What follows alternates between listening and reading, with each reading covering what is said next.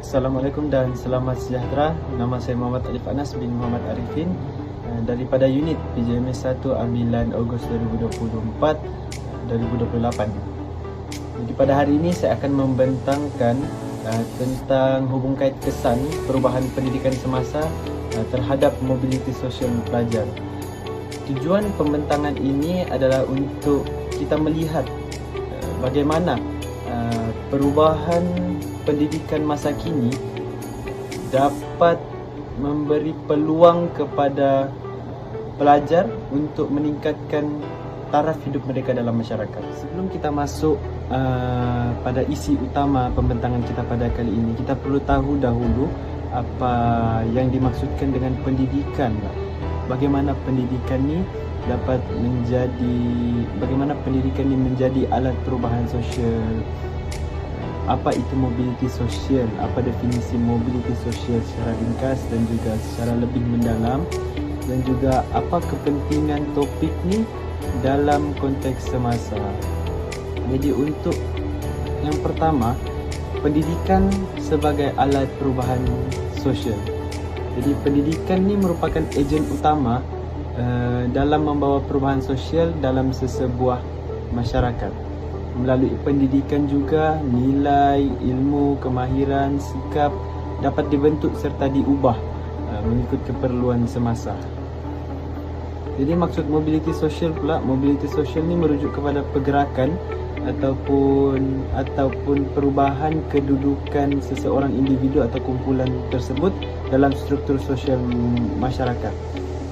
Untuk mobiliti sosial ni pula dia ada banyak jenis, seperti mobiliti menegak, mobiliti mendatar, mobiliti sosial antara generasi, mobiliti dalam generasi, mobiliti struktur, mobiliti ditaja dan juga mobiliti tandingan. Namun untuk pembentangan kali ini, jenis-jenis mobiliti ini akan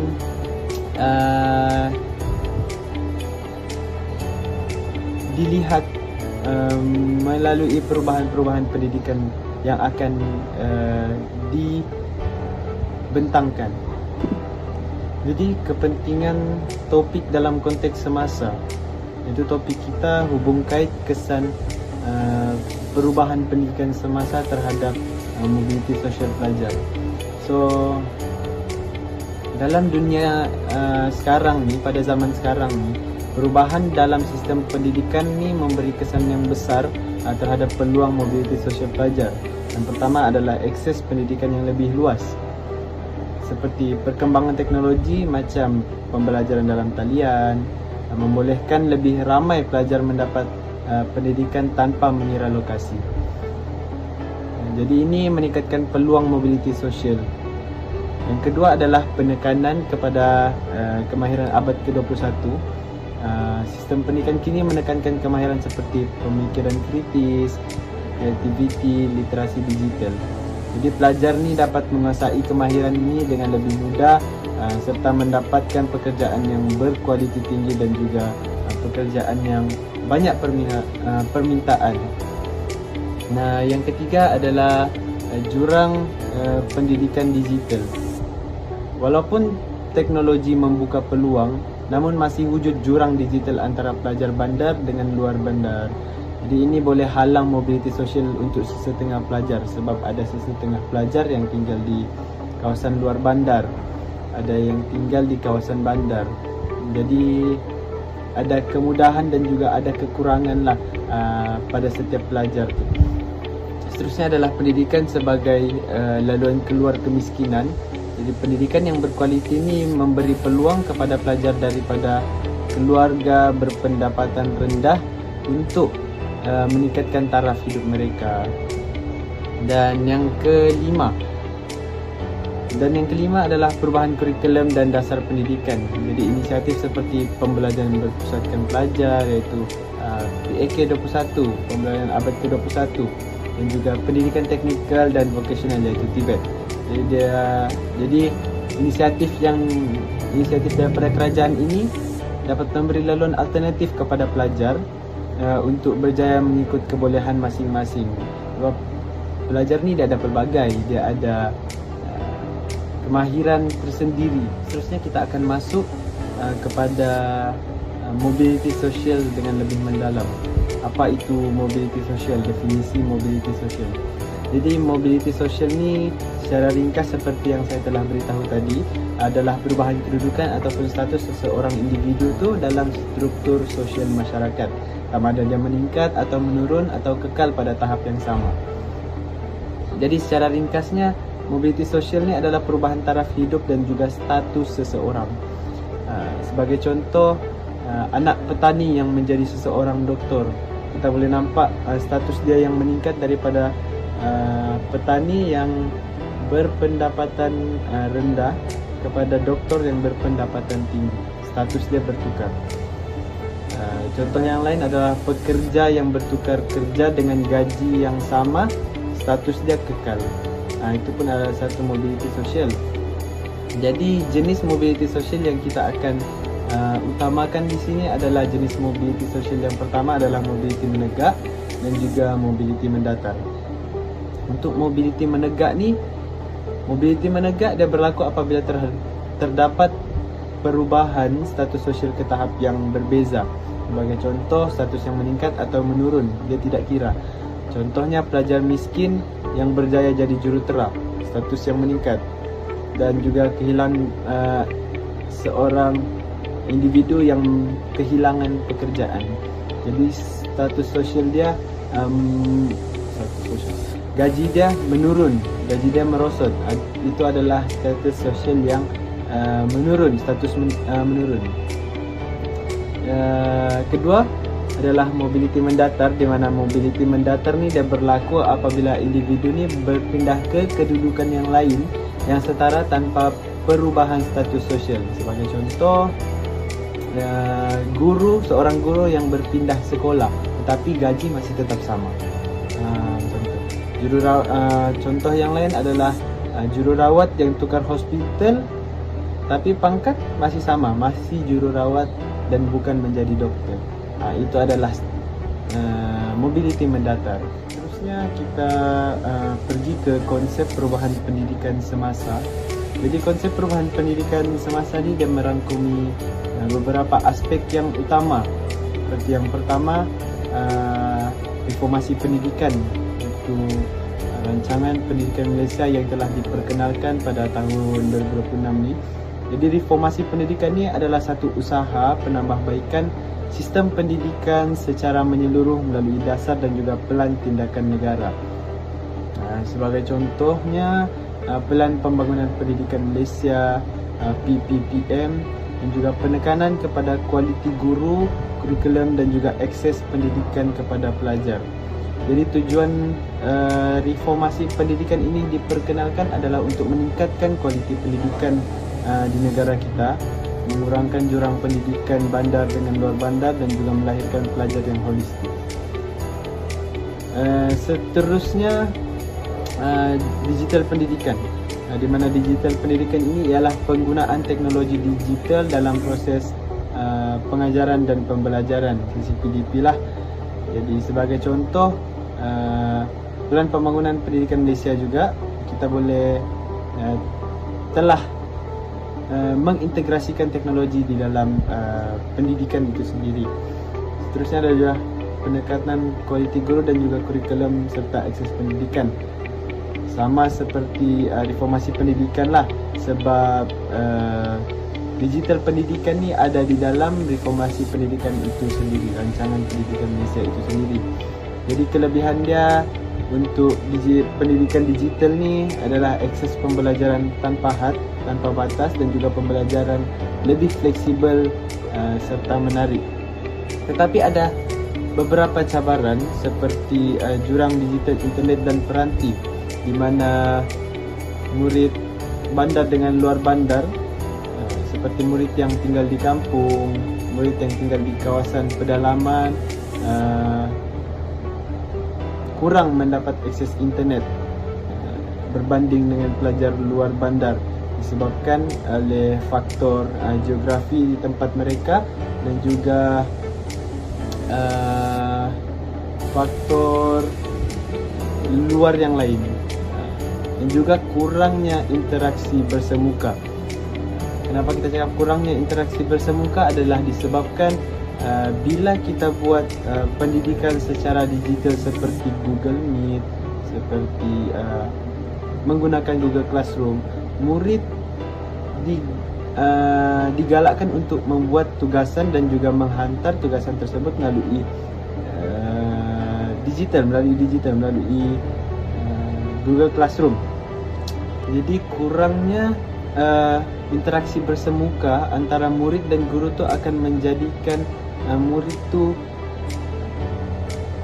kurang mahir untuk bersosial dan juga untuk bercakap secara terang-terangan, dan keyakinan mereka juga akan kurang pada masa hadapan. Dan selain itu ada juga pendidikan abad ke-21 iaitu PAK 21, di mana pembelajaran abad ke-21 ni menekankan pembelajaran berpusatkan pelajar dan juga kemahiran masa hadapan. Iaitu elemen utama dia adalah komunikasi, kolaborasi, pemikiran kritis dan juga creativity, iaitu 4C. Ciri utama dalam PAK 21 ni adalah aktiviti berkumpulan, pembelajaran aktif serta guru sebagai fasilitator. Maksudnya di sini murid itu akan belajar secara aktif dan guru sebagai fasilitator. Guru tersebut akan guide mereka secara sedikit demi sedikit untuk memberi rangsangan kepada mereka. Di akhir sekali adalah pentaksiran alternatif, di mana pentaksiran alternatif ni adalah merupakan satu kaedah seseorang guru itu menilai pelajar selain melalui peperiksaan tradisional. Jadi contoh pentaksiran alternatif ini adalah seperti projek melalui penghasilan portfolio, penghasilan puskraf, pembentangan dan juga amali. Jadi kelebihan pentaksiran alternatif ini adalah untuk menilai kemahiran sebenar pelajar dan juga menggalakkan kreativiti dan pemikiran kritis seseorang pelajar tersebut. Namun terdapat juga kekurangan dalam pelaksanaan pentaksiran alternatif ini. Salah satunya adalah mengambil masa yang lama. Sebagai contoh, untuk menghasilkan satu projek, mungkin projek itu akan mengambil masa sebulan. Dan juga penilaian mungkin lebih kepada subjektiviti kepada guru. Slide ini menunjukkan faktor utama yang mendorong perubahan dalam sistem pendidikan semasa. Faktor pertama ialah kemajuan teknologi. Perkembangan teknologi telah membawa perubahan besar dalam cara pengajaran dan pembelajaran dijalankan. Sebagai contoh, pembelajaran kini boleh dilakukan secara dalam talian melalui e-learning serta penggunaan aplikasi seperti Google Classroom dan teknologi AI. Selain itu, guru juga menggunakan alat bantu mengajar digital seperti video dan simulasi untuk meningkatkan kefahaman pelajar. Jadi kesan daripada kemajuan ini ialah pembelajaran menjadi lebih interaktif dan fleksibel. Pelajar juga dapat mengakses maklumat dengan cepat dan peranan guru kini berubah daripada penyampai maklumat kepada fasilitator pembelajaran. Faktor kedua ialah keperluan pasaran kerja. Perubahan dalam dunia pekerjaan memberi kesan langsung kepada sistem pendidikan. Sebagai contoh, terdapat peningkatan permintaan terhadap kemahiran digital dan teknologi serta kemahiran insania atau soft skill. Selain itu, bidang seperti STEM dan TVET juga semakin diberi penekanan. Jadi kesan daripada perubahan ini ialah kurikulum menjadi lebih relevan dengan kehendak industri. Pelajar juga lebih bersedia untuk memasuki dunia pekerjaan sekaligus membantu mengurangkan kadar pengangguran dalam kalangan. Kita boleh lihat bahawa perubahan pendidikan masa kini ni banyak memberi kesan kepada mobiliti sosial. Salah satunya kita boleh tengok daripada kesan positif dia, di mana perubahan dalam sistem pendidikan semasa memberikan banyak peluang kepada pelajar untuk meningkatkan taraf hidup dan mencapai kedudukan sosial yang lebih baik. Sebagai contoh yang pertama, akses pendidikan yang lebih luas, di mana lebih ramai pelajar mempunyai peluang untuk mendapat pendidikan sekarang. Jadi sekolah dan universiti yang lebih banyak, bantuan kewangan seperti beasiswa dan juga PTPTN, dan program pendidikan untuk semua lapisan masyarakat. Jadi kesannya di sini, pelajar daripada golongan B40 juga turut mendapatkan peluang untuk belajar dan juga mengurangkan jurang pendidikan dalam kalangan masyarakat. Seterusnya adalah peningkatan kemahiran digital, di mana pelajar kini didedahkan dengan kemahiran teknologi sejak usia setahun jagung. Di mana sebagai contoh, penggunaan komputer, penggunaan alat digital, penggunaan aplikasi yang boleh membantu mereka untuk membuat tugasan dengan lebih kreatif, mengikut kreativiti, penggunaan AI. Kalau macam penggunaan aplikasi tu, mungkin pelajar boleh menggunakan Canva untuk membuat desain-desain poster yang lebih menarik. Seterusnya adalah kemahiran ICT dan juga literasi digital. Jadi kesan di sini kita boleh lihat yang pelajar dia lebih bersedia menghadapi dunia yang semakin moden.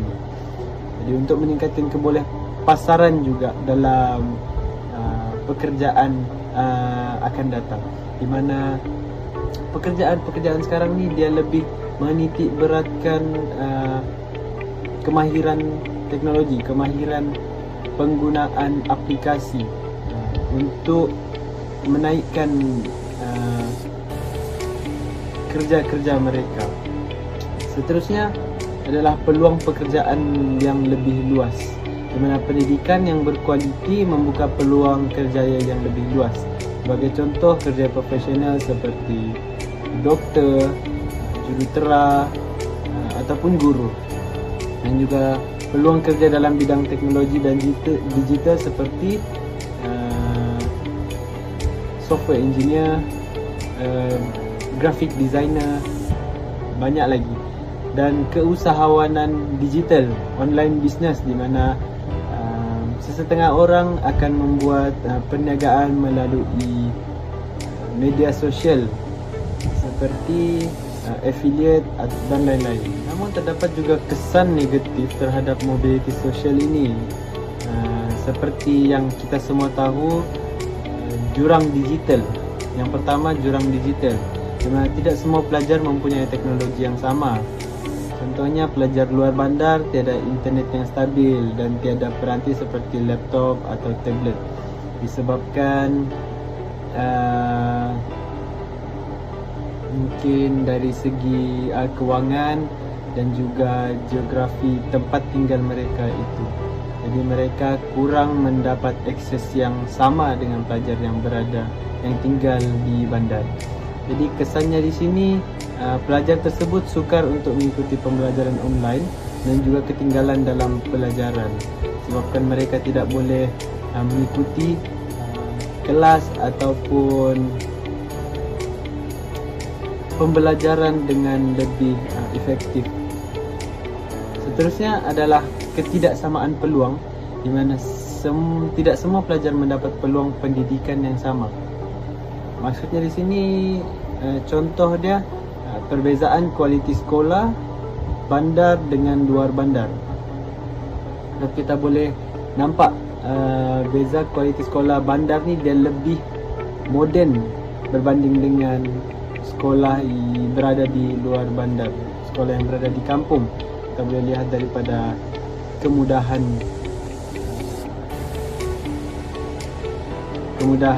teknologi mereka seperti laptop, seperti kita boleh lihat dalam kelas juga, mungkin pelajar dalam bandar mereka menggunakan smartboard untuk mengajar, dan sokongan keluarga yang berbeza serta akses kepada tuition atau sumber tambahan. Kesannya kita boleh nampak yang pelajar tertentu ni lebih mudah berjaya. Contohnya sini, pelajar dalam kawasan bandar yang tinggal di dalam kawasan bandar, dan juga jurang sosial ni semakin membesar.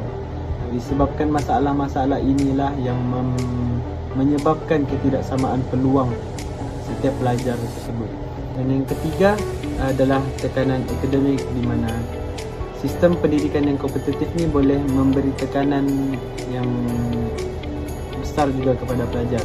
Sebagai contoh, beban tugasan atau projek, bersaing untuk mendapat keputusan yang cemerlang dalam peperiksaan, dan juga harapan tinggi daripada ibu bapa atau guru. Jadi kesan di sini pelajar tersebut kemungkinan akan stres dan juga letih dari segi mental dan juga kurang motivasi untuk belajar. Banyak-banyak kesan negatif terhadap mobiliti sosial ni. Jurang digital lah yang menjadi keutamaan, yang menjadi utama dalam isu mobiliti sosial. Jadi dalam definisi bagi jurang digital ni adalah perbezaan akses, kemahiran dan penggunaan teknologi digital antara individu atau kumpulan dalam satu masyarakat. Jadi bentuk jurang digital ni seperti akses internet yang laju, yang perlahan ataupun tiada langsung, pemilikan peranti seperti laptop, tablet dan telefon, serta kemahiran menggunakan teknologi. Kesemua contoh tersebut adalah bentuk jurang digital yang ada. Jadi kesan kepada pelajar yang difoti ini, mereka sukar untuk mengikuti kelas online, ketinggalan dalam pelajaran, kurang akses kepada bahan pembelajaran digital dan juga prestasi akademik yang terjejas. Jadi kesan kepada mobiliti sosial pula, peluang mereka untuk berjaya menjadi lebih rendah dan juga sukar untuk meningkatkan taraf hidup. Seterusnya, kita akan masuk kepada peranan sekolah dalam membantu pelajar mencapai mobiliti sosial. Jadi menurut Roshan dan Rahman, sekolah memainkan peranan penting dalam meningkatkan taraf hidup pelajar melalui pendidikan formal dan pembangunan diri. Jadi, peranan pertama ialah guru sebagai ejen perubahan. Guru bukan sahaja menyampaikan ilmu tetapi juga menjadi pemangkin perubahan dalam kehidupan pelajar. Guru membimbing pelajar dari segi akademik dan motivasi, mengenal pasti potensi mereka serta membentuk nilai, disiplin dan sikap positif. Kesan daripada peranan ini ialah pelajar menjadi lebih yakin dan berusaha untuk berjaya. Selain itu, guru juga membantu pelajar daripada latar belakang yang lemah untuk terus maju dalam pelajaran. Peranan kedua ialah program sokongan pelajar. Sekolah menyediakan pelbagai program seperti kelas tambahan, bimbingan dan kaunseling serta bantuan kewangan atau makanan seperti RNT. Program-program ini membantu mengurangkan jurang pencapaian antara pelajar dan memberi peluang kepada pelajar yang lemah untuk meningkatkan prestasi mereka.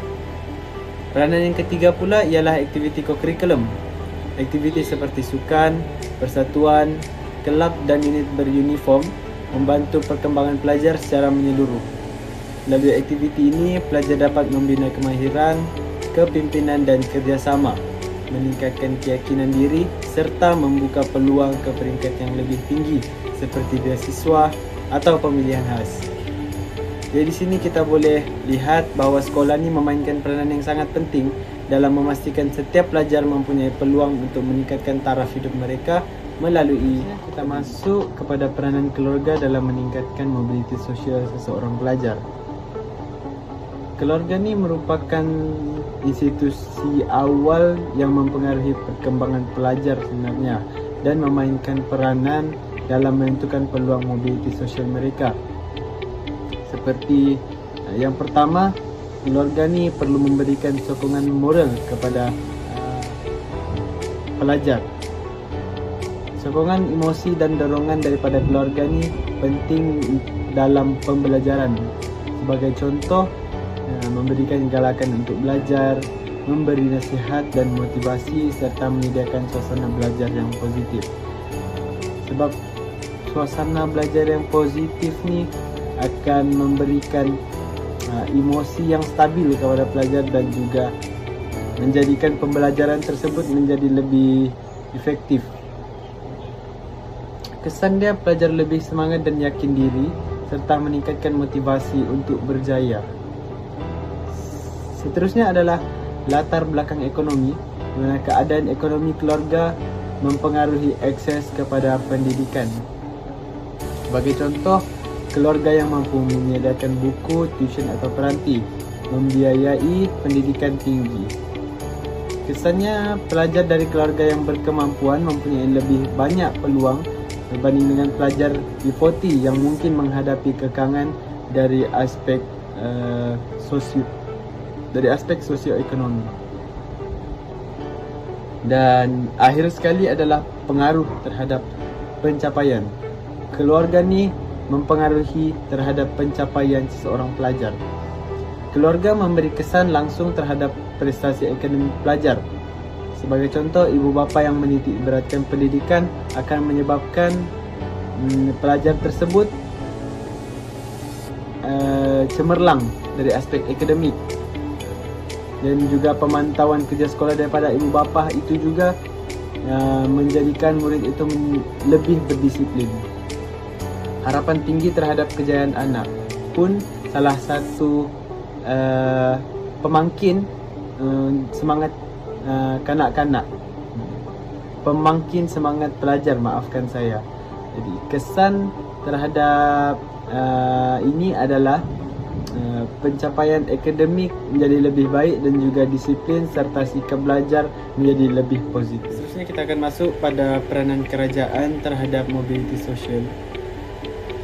Jadi kerajaan ini memainkan peranan penting dalam memastikan akses pendidikan yang adil dan berkualiti supaya semua pelajar mempunyai peluang untuk meningkatkan taraf hidup. Jadi yang pertama adalah bantuan pendidikan. Kerajaan menyediakan pelbagai bantuan bagi menyokong pelajar, terutamanya daripada golongan berpendapatan rendah. Antaranya ialah beasiswa dan pinjaman pendidikan seperti PTPTN. Bantuan peranti seperti laptop atau tablet serta program makanan dan bantuan kewangan. Kesan daripada bantuan ini ialah ia dapat mengurangkan beban kewangan keluarga dan membolehkan pelajar terus belajar tanpa halangan.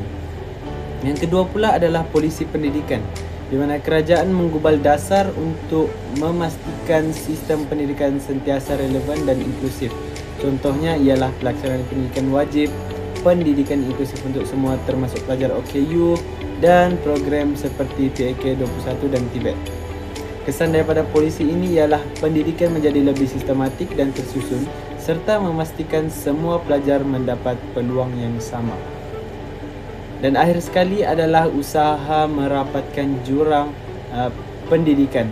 Kerajaan juga berusaha mengurangkan jurang pendidikan antara pelajar bandar dan luar bandar. Antara usaha yang dilakukan ialah membangunkan sekolah di kawasan luar bandar, menyediakan internet di kawasan pedalaman dan menjalankan program intervensi untuk pelajar yang lemah. Jadi hasilnya, jurang pendidikan dapat dikurangkan dan peluang sama rata dapat diberikan kepada semua pelajar. Jadi di sini kita boleh lihat peranan kerajaan ini sangat penting untuk memastikan pendidikan yang adil, inklusif dan berkualiti untuk semua. Akhir sekali adalah cadangan penambahbaikan. Di mana cadangan ini penting untuk kita pastikan sistem pendidikan ini lebih adil, berkualiti dan mampu meningkatkan mobiliti sosial pelajar. Jadi cadangan pertama ialah perluasan akses internet. Di mana akses internet perlu diperluaskan ke semua kawasan, khususnya di luar bandar. Antara cadangannya ialah menambah baik liputan internet di kawasan pedalaman, menyediakan wifi percuma di sekolah dan memberi bantuan data internet kepada pelajar. Jadi hasilnya di sini, semua pelajar dapat mengikuti pembelajaran digital dan jurang digital dapat dikurangkan. Cadangan kedua pula ialah latihan guru. Setiap guru perlu sentiasa meningkatkan kemahiran selari dengan perubahan pendidikan. Ini termasuklah latihan penggunaan teknologi dalam PDP, kursus kemahiran PAK 21 serta pembangunan profesional berterusan. Kesannya pengajaran menjadi lebih menarik dan berkesan serta guru lebih bersedia menghadapi perubahan semasa. Dan cadangan ketiga ialah bantuan kepada pelajar kurang berkemampuan. Di sini pelajar daripada keluarga B40 memerlukan sokongan tambahan seperti bantuan kewangan, penyediaan peranti dan program sokongan akademik. Langkah ini dapat mengurangkan beban pelajar dan memberi peluang pendidikan yang lebih sama rata. Akhir sekali adalah penambahbaikan pada sistem pendidikan itu sendiri. Sistem pendidikan perlu sentiasa dikemas kini supaya relevan dengan keperluan semasa seperti menyelaraskan kurikulum dengan industri, mengurangkan kebergantungan kepada peperiksaan dan memperkukuh pentaksiran alternatif. Hasilnya, pendidikan menjadi lebih praktikal dan holistik serta pelajar lebih bersedia untuk ke dunia pekerjaan. Jadi secara keseluruhannya di sini kita boleh lihat cadangan-cadangan ni penting untuk kita tingkatkan kualiti pendidikan dan memastikan tiada pelajar yang terkesimpulan. Kita dapat lihat bahawa pendidikan memainkan peranan yang sangat penting dalam membentuk masa depan pelajar dan juga masyarakat secara keseluruhannya. Seiring dengan perkembangan teknologi, globalisasi dan keperluan dunia moden, sistem pendidikan turut mengalami perubahan yang ketara. Perubahan ini bukan sahaja membuka lebih banyak peluang kepada pelajar, malah turut membawa cabaran baharu yang perlu dihadapi oleh semua pihak, terutama guru, pelajar dan kerajaan. Selain itu, perubahan dalam pendidikan juga memberi kesan kepada mobiliti sosial pelajar. Melalui akses pendidikan yang lebih baik, pelajar berpeluang meningkatkan taraf hidup mereka. Namun begitu, jurang pendidikan dan kekangan sumber masih menjadi isu yang perlu diberi perhatian. Oleh itu, usaha berterusan seperti penambahbaikan sistem pendidikan, latihan guru, bantuan kepada pelajar dan perluasan akses teknologi amat penting bagi memastikan pendidikan yang lebih adil dan inklusif. Itu sahaja daripada saya. Sekian, terima kasih.